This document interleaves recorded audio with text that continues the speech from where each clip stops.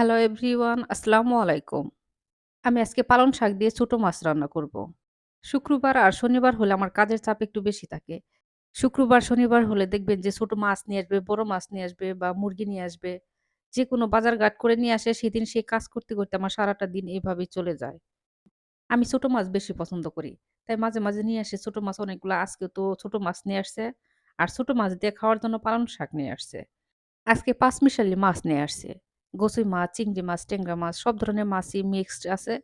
তো সেই মাছ দিয়ে আজকে পালং শাক রান্না করব। আর দেখেন পালং শাকগুলা কত সুন্দর টাটকা। এই পালং শাক কিন্তু অনেকভাবে রান্না করে খেতে পারবেন। এটা দিয়ে পিঠালি রান্না করলেও খেতে খুব ভালো লাগবে। ছোট মাছ দিয়ে রান্না করলে তো ভালোই লাগে। পালং শাক কেটে নেওয়া হয়ে গেছে। এখন আমি ধুয়ে পরিষ্কার করে নিব। গোচই আর চিংড়ি মাছগুলো নিয়ে আসছে আমার সেগুলা কাটতে ৪-৫ ঘন্টা সময় লাগছে। তাই ভাবলাম যে আজকে আমি পালং শাক দিয়ে ছোট মাছ রান্না করব তাহলে এটাই আপনাদের সাথে শেয়ার করি। পালং শাক ধুয়ে পরিষ্কার করে নেওয়া হয়ে গেছে। এখন আমি উঠিয়ে নেব। এখন আমি কচু মাছগুলা ধুয়ে পরিষ্কার করে নিব। এখন আমি মাছের মধ্যে একটু লবণ দিয়ে ধুয়ে পরিষ্কার করে নিব। পরে চালার মধ্যে ঘষে ধুয়ে পরিষ্কার করে নিব। আমি অল্প করে ১ মুঠা শাক দিয়ে রান্না করব। তার জন্য মাছ আমি অল্প করেই নিয়েছি। এখন আমি পানি দিয়ে মাছ ভালোভাবে ধুয়ে পরিষ্কার করে নেব। চুলার মধ্যে আমি প্যান বসিয়েছি। প্যানের মধ্যে এখন আমি দিয়ে দিব সয়াবিন তেল আর দিয়ে দিব পেঁয়াজ কুচি। পেঁয়াজ আমি তেলের মধ্যে ভেজে নিয়ে এখন আমি দিয়ে দিব ২ চামচ আদা রসুন বাটা। আমার মা যখন বাড়িতে রান্না করে তখন দেখি যে মাছের মধ্যে কোনো আদা রসুন দেয় না। আমার মা কেন মনে হয় যে সব মায়েরাই এরকম মাছের মধ্যে আদা রসুন বাটা খায় না। আর বাড়িতে মাছের স্বাদটাও যেন অন্যরকম হয়, তরকারিটাও তাও খুব মজা লাগে। আর শহরের মধ্যে যে মাছগুলা বিক্রি হয় এই মাছগুলা আদা রসুন বাটা ছাড়া মনে হয় যে মাছ খাওয়াই যায় না। আদা রসুন বাটা ছাড়া রান্না করলে একদমই খেতে ভালো লাগে না।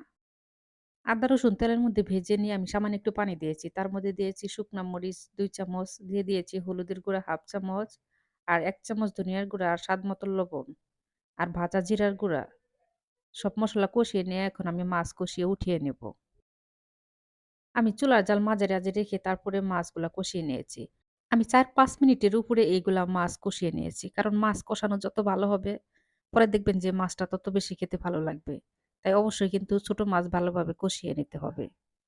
মাছ উঠিয়ে নিয়ে এখন আমি দিয়ে দিব ধুয়ে পরিষ্কার করে রাখা পালং শাক। এখন আমি ঢাকনাটা ঢেকে পালং শাক রান্না করে নেব। কয়েক মিনিট পর আমি ঢাকনা উঠিয়ে নিয়েছি। দেখেন পালং শাকের মধ্যে অনেক পানি উঠেছে। এখন আমি কষিয়ে রাখা মাছগুলা উপরে দিয়ে দিব। এখন আমি উপরে দিয়ে দিব কেটে রাখা কাঁচামরিচ। দিয়ে এখন আমি ঢাকনাটা ঢেকে কিছু সময় রান্না করে নিব। কয়েক মিনিট পর আমি ঢাকনা উঠিয়ে নিয়ে এখন আমি দিয়ে দিব সামান্য একটু পানি। যেহেতু পালং শাকের মধ্যে অনেক পানি উঠেছে তাই আমি অল্প করে পানি দিলাম। এখন আমি ঢাকনাটা ঢেকে রান্না করে নেব। এভাবে পালং শাক রান্না করে গরম, গরম ভাতের সাথে খাবেন। ভাত যদি ঠান্ডা হয়ে যায় তাহলে কিন্তু তেমন একটা খেতে ভালো লাগবে না। তরকারি নামানোর আগে উপরে একটু ধনিয়া পাতা দিয়ে দিব। সবাই ভালো থাকবেন। আল্লাহ হাফেজ।